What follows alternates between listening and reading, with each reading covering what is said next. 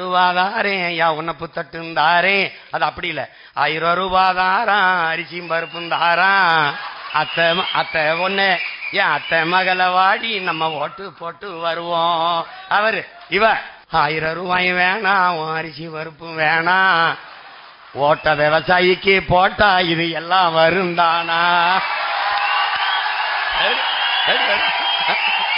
ஏன் கொலுசு முக்குத்தி தாரான், குடிக்க குவாட்டும் தாரான், கூட கொஞ்சம் வாடி நம்ம ஓட்டு போட்டு வருவோம்.